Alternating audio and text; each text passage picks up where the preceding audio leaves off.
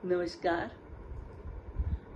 Japan से निकलने वाली एकमात्र हिंदी की पत्रिका हिंदी की गूंज की संरक्षक और संपादक आदरणीय रमा शर्मा जी का हृदय की गहराइयों से आभार व्यक्त करती हूँ कि उन्होंने फिर मुझे मौका दिया कि मैं आपके समक्ष एक नई कहानी लेकर हाजिर हुई हूँ।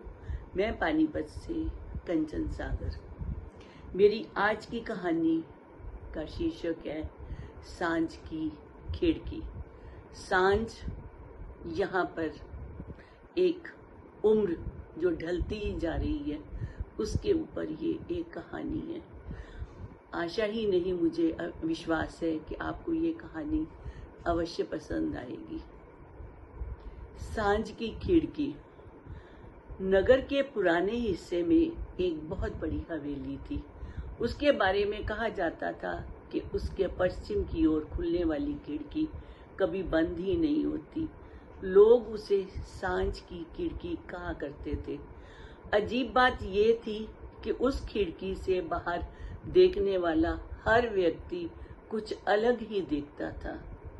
किसी को अपना बचपन दिखाई देता और किसी को छूटे हुए रिश्ते और किसी को अधूरे सपने भी दिखाई देते थे। मानो वह खिड़की बाहर नहीं, मन के भीतर खुलती हो। एक दिन प्रसिद्ध उद्योगपति राघव उस हवेली में पहुंचे। धन, प्रतिष्ठा और पुरस्कार सब कुछ उनके पास था, फिर भी भीतर एक अनजाना खालीपन था। उन्होंने खिड़की से बाहर झांका। वहां उन्हें कोई दृश्य दिखाई ही नहीं दिया। सिर्फ एक 10-12 वर्ष का दुबला पतला लड़का दिखाई दिया जो नंगे पांव सड़क किनारे बैठा अपनी माँ के लिए रोटी बचाकर रख रहा था। राघव चौंक उठे। वह लड़का कोई और नहीं, उनका अपना स्वयं का बचपन था। उन्होंने देखा माँ आधी रोटी उन्हें खिलाकर स्वयं पानी पीकर सो जाती थी। पिता के देहांत के बाद उन्होंने दूसरों के घरों में काम किया, बेटे को पढ़ाया, उसे शहर भेजा और जाते समय बस इतना ही कहा था, बेटा, इतना बड़ा आदमी बनना कि किसी की आंख का आंसू बनकर नहीं, उसकी मुस्कान बनकर याद आओ। राघव बड़ा आदमी तो बन गया, पर माँ के अंतिम दिनों में उनके पास नहीं था। माँ चली गई, स्वर्ग सिधार गई। उन्होंने सबसे महंगा स्मारक बनवाया, पर माँ की उंगलियों का स्पर्श कभी वापस नहीं मिला। खिड़की के बाहर अब दृश्य बदल गया। उन्होंने देखा उनकी विशाल फैक्ट्री के बाहर मजदूरों की लंबी कतार थी और उन मजदूरों के चेहरों पर थकान थी, पर किसी की और उनकी नजर कभी गई ही नहीं थी। राघव की आंखें भर आई। तभी उन्हें लगा जैसे खिड़की के भीतर से कोई स्वर आया, धन कमाने में तुम सफल रहे, धन कमाने में तुम सफल रहे, पर मन कमाने में कब सफल होगे बेटा। उन्होंने पलट कर देखा। कमरा खाली था। सांझ गहराने लगी थी। सूरज क्षितिज में डूब रहा था। पहली बार उन्हें लगा कि ये डूबता सूरज अंत नहीं, चेतावनी है।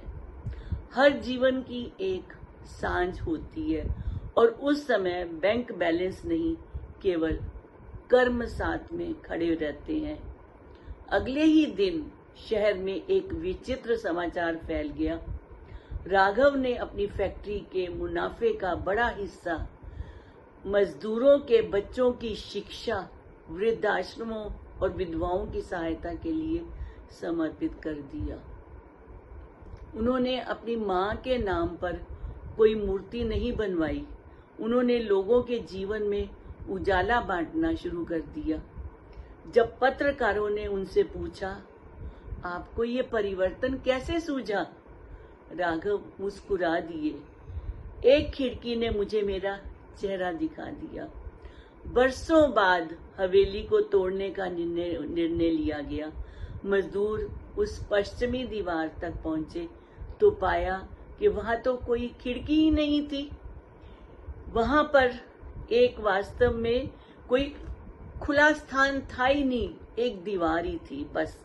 और दीवार भी इतनी ठोस कि मजदूरों को कितना वक्त लग गया उसको तोड़ने में। सब हैरान रह गए। लोग समझ गए कि ये खिड़की ईंटों में नहीं थी, वह उस हर मन में थी जहां सांझ उतरने से पहले मनुष्य अपने जीवन का हिसाब करने का साहस जुटा लेता है। शायद इसीलिए जीवन की सबसे सच्ची खिड़की घरों में नहीं होती, वह हमारे भीतर खुलती है। और जो एक बार उस खिड़की से स्वयं को देख लेता है, उसके लिए हर सांझ एक नई सुबह बन जाती है। धन्यवाद।